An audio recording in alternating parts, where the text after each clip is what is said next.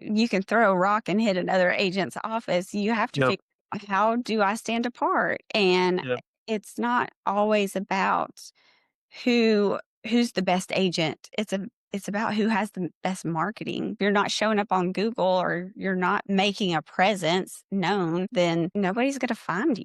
It doesn't matter Sure. how good of an agent you are. Welcome to the Trained Well podcast. I'm your host, George Ellosais, and today we have a special guest, Catherine Lotero Booth. She's the CEO and co founder of Capstone Marketing Group, a Birmingham, Alabama based marketing agency. Capstone is not your average marketing agency. In fact, her firm has a strong track record of helping insurance agencies differentiate themselves in a crowded market. Catherine is a passionate entrepreneur who built her company from the ground up. It's proudly woman owned and minority owned, and she's done it while balancing life as a mom. She's also deeply involved in her community, where she has been honored as a 2024 Outstanding Board Member of the Year by the Community Association's Institute of Alabama for her volunteer leadership. In this episode, we'll hear Catherine's story and tap into her expertise on marketing strategy, how insurance agents can develop a powerful personal brand and leverage digital marketing like social media and SEO to ultimately set themselves apart from the competition. Catherine, welcome to the show. Thank you, George. It's nice to be here. Glad to have you here. Yeah. Well, I always start with this with everybody. You were born, now you're here. What happened in between? So, I was born in Coleman, Alabama. Well, I wasn't born there. I was raised there. I was born in Florida. Okay. Um, and I have two brothers. So I was definitely a tomboy growing up, and I turned into a girl in seventh grade. I joined every club imaginable. A very social person. I want to be around lots of people. I love people. So community is a big thing for me personally. Hence why I'm so involved with community. I was actually a community manager after college for almost 20 years.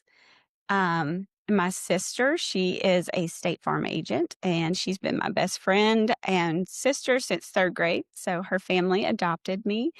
And so that's kind of how Capstone was born. She saw a need for agents and insurance agents specifically, because she is an agent and she has a marketing background. I have the business background. So she just asked me if I wanted to, start a company, and I was like, absolutely. I had hit the peak of my property management experience. I'm one of nine in the state of Alabama who holds a PCAM license. It's a really hard thing to get, um, but I was ready for a change. Like, I passed the test, and I was like, okay, well, what's next? I just needed another new challenge. And so that's how Capstone was born. And we really did start it from the ground up. Well, I didn't think this would take this turn, but what is a PCAM license? I don't even know what that is. So it's a professional community association manager. So Okay. I managed HOAs, like gated Okay. communities. I managed almost 5,000 doors at one Wow. time. So lots of communities from most of the north. Well, I would say about half of Alabama. I Wow. Birmingham all the way to Huntsville. So, yeah. Sure. So you probably worked with all sorts of people then. So, You could imagine HOAs and the things people complain about, then you yep. could imagine, yeah. Sure. So, like, bring us back to when you and your sister are scheming this new company. Like, what was like the real problem? What was that pain point that really made you guys want to do this? Absolutely. So, she was paying for marketing, and, she knew that she wasn't getting the marketing she needed or the return on investment, basically. She's spending all this money and not seeing any results from, the particular vendor that she was with. And she was like, well, I've always wanted to start a marketing company, and I know that I can do a better job, marketing. She basically ended all of her stuff, all of her marketing with that company and started marketing for herself and saw huge, huge results, especially because she personally branded herself. And that was really important to her. And she ended up creating a campaign, as it's like a kindness campaign, and it went all the way through the company. So they actually turned it into a nationwide campaign. Right. Wow. So, like, tell me a little bit more about, like, what was the kindness campaign and what did it turn into? Yeah. So basically, it was a random act of kindness for 100 days. So one random act of kindness, her agency did one random act of kindness for 100 days, and it just turned into this huge thing. So whether it was buying a coffee for the person behind you, or going to give out donations for tornado victims, or just any little thing, giving someone a compliment or bringing donuts to someone's office, those kinds of things. And just really connecting with her community. And I helped her with that project. And it's just connecting and helping people. It's humanity, and it's just keeping things good. And she started in 2020 when COVID happened. So it was really tough, getting her office going, and I think that really, kicked it off for her. It really put her, like, on the map in your guys' town, right? So Mm. Yeah, I mean, everyone knows her. I mean, walk anywhere and they're like, "Oh, there's," so. was there ever, like, a, like, "We might not make it as a business" moment, or was it just kinda like you guys started and just took off, haven't stopped since? We started and, things got slow. We did have a rebrand. We started out first as Agency Media Solutions. Okay. And there were so many, companies within the company that were like agency this or agency that, and Yep. kinda getting lost in the shuffle. We had phone calls from, for team members, or if we provide this service, and we're like, "No, we're media," you know? And so we decided to, kind of, I guess, pay tribute to our college, Alabama, and, Roll Tide, Yep. Capstone, and, and that's how Capstone that's where we got the name, Yep. basically. I was It's curious about that too, so that answers that question. So, it kind of like that moment for you guys to really kinda start taking off and start doing better and kinda kill that slowness was you kinda had to set yourself apart, right? From all these other companies marketing towards agents, and kinda your whole thing is, we help you set yourself apart. Because if you look at a lot of insurance agents' social media, it all looks the same. They even line up the days where everything is being posted the same on LinkedIn and on Facebook. So you guys are trying to help those people differentiate themselves, right? So absolutely. when you first start working with an agent, like where do you start? Like is it like, hey, everybody's gonna start doing a kindness campaign, or or where do you even begin when to kind of start differentiating these agents from the rest of their peers? Absolutely. So basically, we do an audit of everything they have. We're gonna look at what they're doing on their SEO side, to their Google Ads side. And really, whenever you're talking about personal brand or going into their social media and seeing what they're doing, how many times a week are they posting? Are they posting stories? What's allowed, what's not allowed? We have to keep Yep. them compliant because that's Yep. a big deal. And we take that very seriously.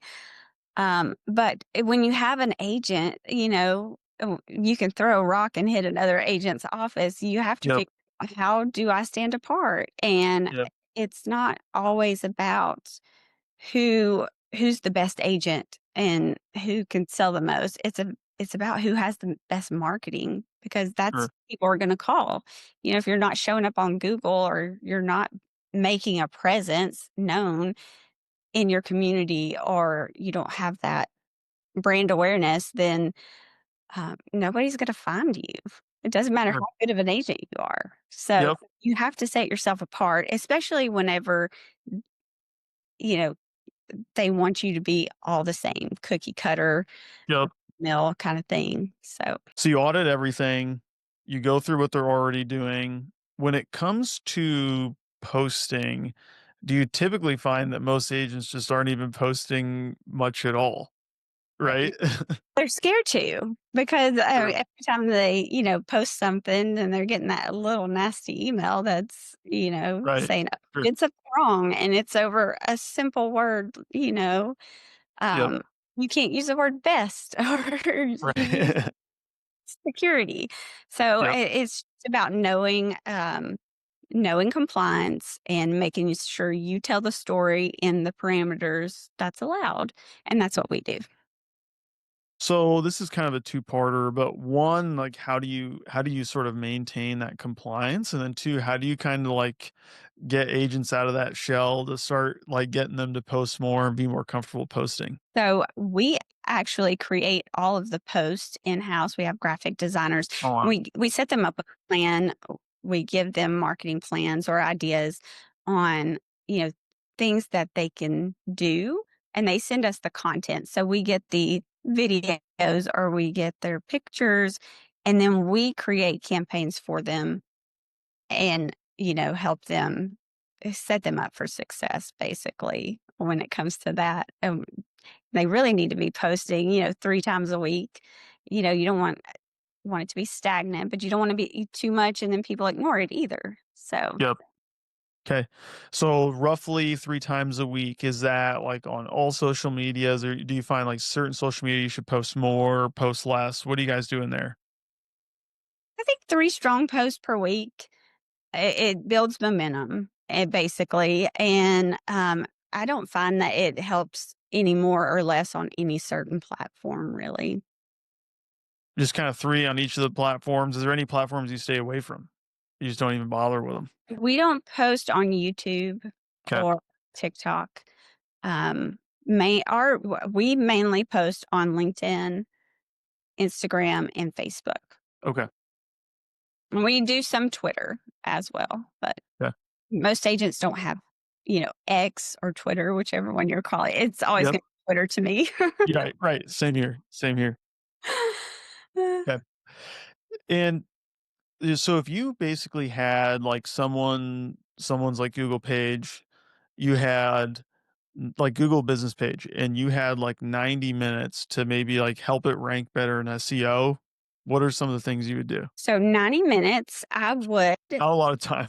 not a lot of time, but I would go in and make sure that all of their services are updated and look to be correct. Um, Verify that, all the information's matching, add really high quality photos, make sure that they have FAQs. That's really important. And then adding in near me in the FAQs it's definitely very helpful. So if you're not doing that, you should be doing that. Yep. Because yeah, I mean, I think a lot of people think about just like search and SEO, but also that's going to affect like your Google Maps search rankings as well, right? Which I don't think a lot of people think about. So, and that's like the SEO side, right? You want it clean. We've got to post, you're going to do those little things you just said. But then, obviously Google ads are kind of like another like can of worms.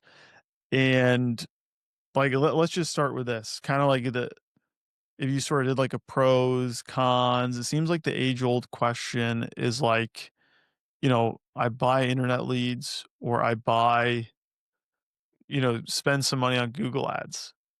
Hmm. What do you do?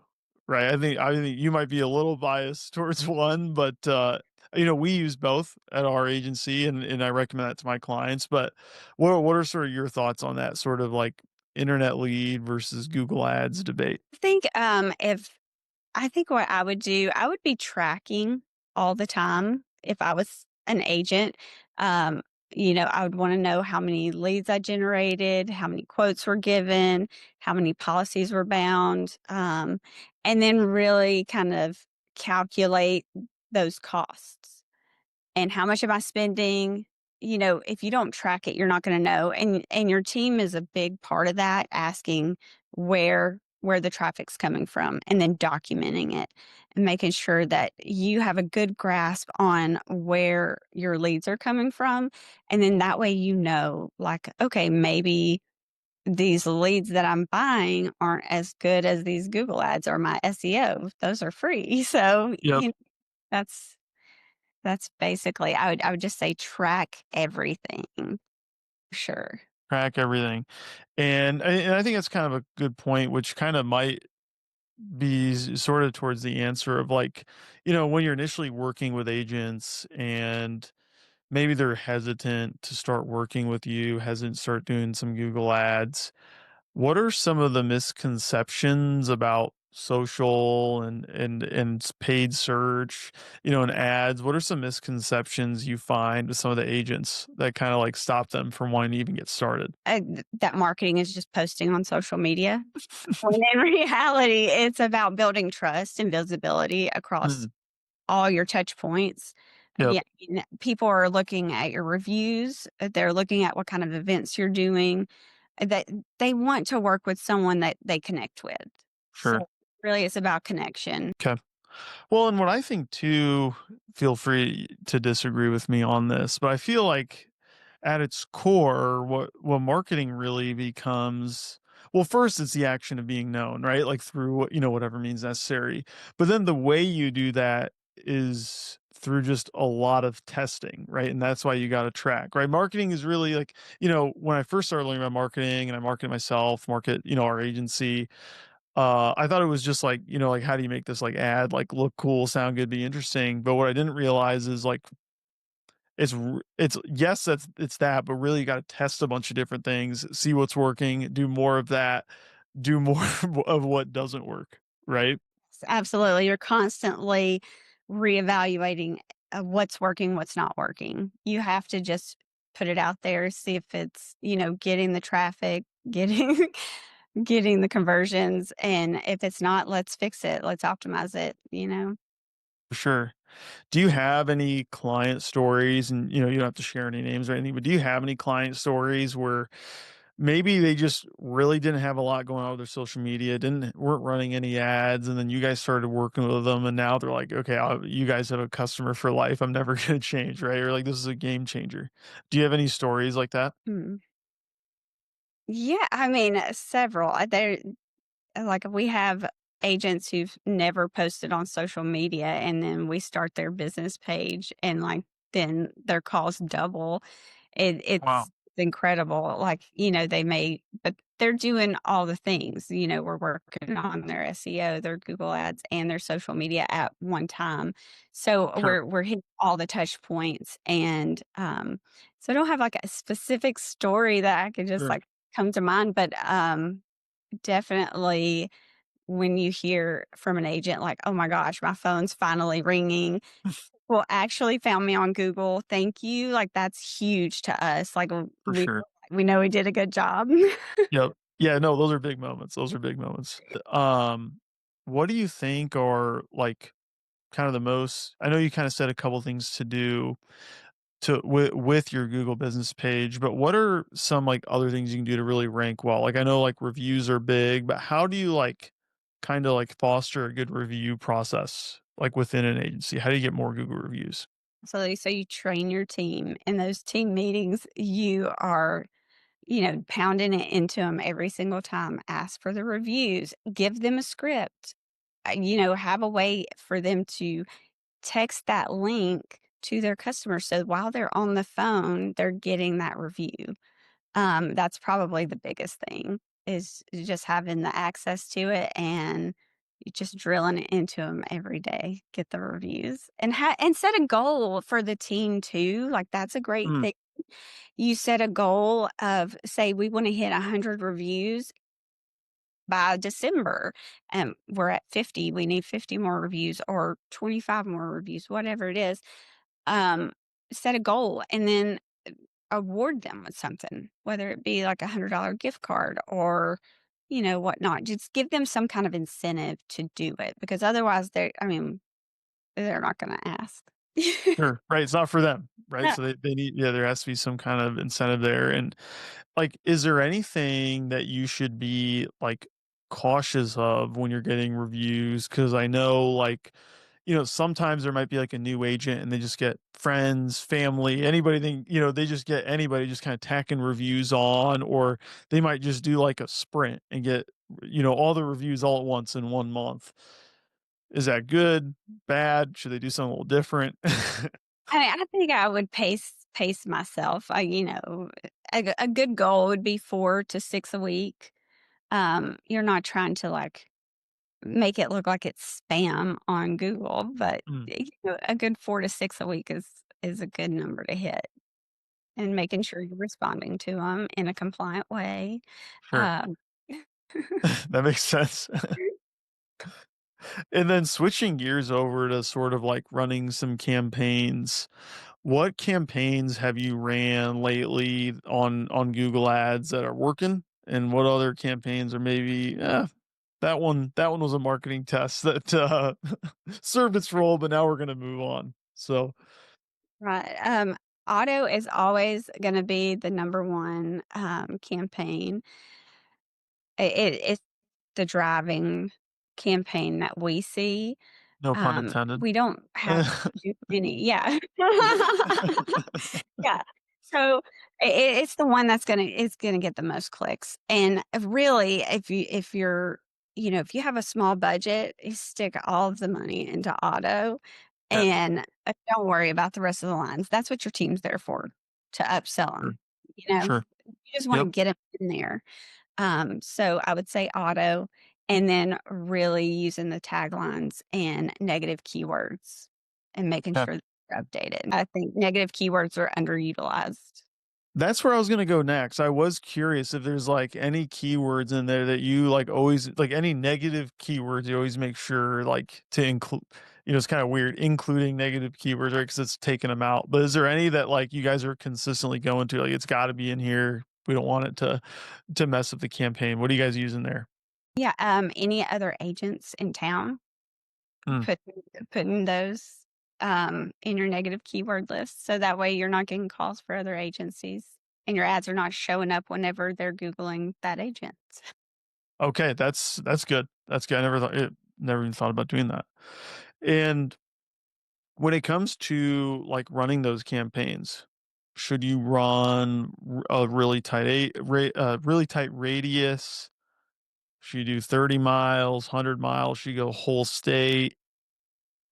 So you Pros, have to cons, test it out. You have to test test out it out. the market, and it really depends on your budget. You don't wanna spread your budget too thin, so you're Okay, not trying to cover the whole state. You really wanna kinda start off with, if you're using zip codes, maybe 6 to 8 zip codes, or a 20, 30-mile radius, somewhere right, just it really depends on your budget and the location and the population size of your location. If you're in a real rural area, you may want to expand that location. It may need sure. to be bigger because there's not enough people to service. So it really is dependent on the agent and the location. Okay. And do you ever have, like, any guidelines for your clients on really how much they should be spending on Google Ads? I would say no less than 500 to 1,000. I mean, that's a really good starting point. I know bigger agents go up to 10, 15,000, but these, newer agents or agents who've only been in business for a short time, they may not have that budget, but it's still going to help your business. So 500 to 1,000 is a great starting point. Okay. And when you're let's say I've got my $1,000 in there, I'm getting started and I'm running an auto campaign. Do you ever do any other filtering for like age or, other than location or maybe any other characteristics? Cause I know like with Google, you can get pretty specific. So what are you typically doing there?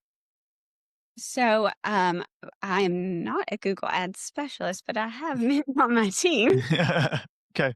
So they have their ways when it comes to figuring out demographics. They're really gonna, when they start out, they're gonna have it really kind of more broad. Then they're gonna watch it for the first, 90 days, and then really hone into, where those clicks are coming from, and then set up some parameters around that.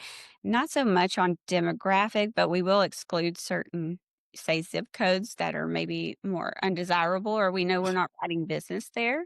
Sure. So that's how it kinda goes, and then we talk Yep. to the agent, we meet with them monthly, they have a brand manager that they meet with monthly, and the Google Ads specialist also meets with the agent, so they're able to really dig deep into the Google Ads and figure out how they need to adjust and optimize those ads. Okay. Now, kind of going to something that kind of complements your ads, but it is kind of different, right? Is like those community events that you guys are sort of like known for. And obviously, that kindness campaign was huge Mhm. for you when you're thinking about a campaign and the success of a campaign for like a community event. Is it about the quotes, the policies written, or is it just kind of like you do the goodwill, the rest kind of takes care of itself? How are you judging how well like a community event worked out? Yeah, I think, for an agent, you wanna know, I mean, like, you're wanting to collect those email addresses, names, and phone numbers, when people come up to say if you're at a golf tournament or, I don't know, a coffee shop and you're giving out free coffees. You wanna get that information, and then, those are all leads. Whether they pan out or not is different, right? So, Right. in how much did the event cost? That's gonna be important, right? If you get one lead and the event didn't cost anything, but you partnered with a small business who also made posts on social media for you to advertise that you're there, that's branding. Um, it's exposure. So that's free marketing. Like, it depends on the event and, how much it cost and how many leads you got from the Yep. event. Yeah, there you go. It's right back to it. Tracking what were your costs? Were you paying attention to it? Make your decision from there. I think that's kind of like that's my big takeaway from this too. There's no magic bullet. It's just you kind of figure out what's working after you do it, right? So Yeah. I wish there was, like, just this magic button me that's too.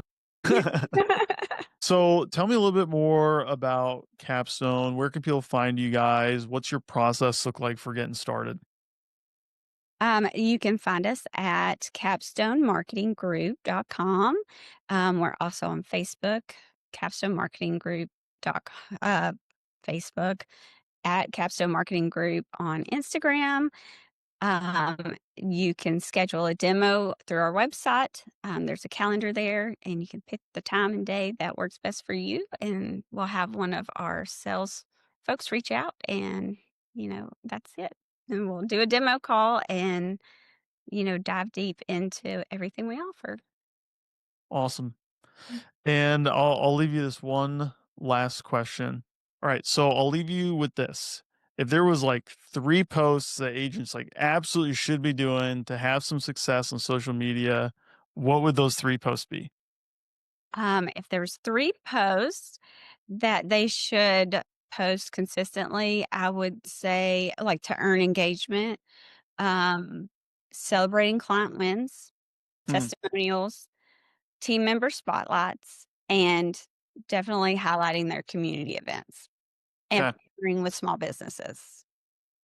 Yeah, because then you kinda hit it both ways, right? Like your reach on social media and the locals. That makes sense. Well, there you have it. Catherine Booth, Capstone Marketing Group. Check her out. Catherine, thanks again for being here. It was a pleasure talking to you. Thank you, George. I really appreciate it.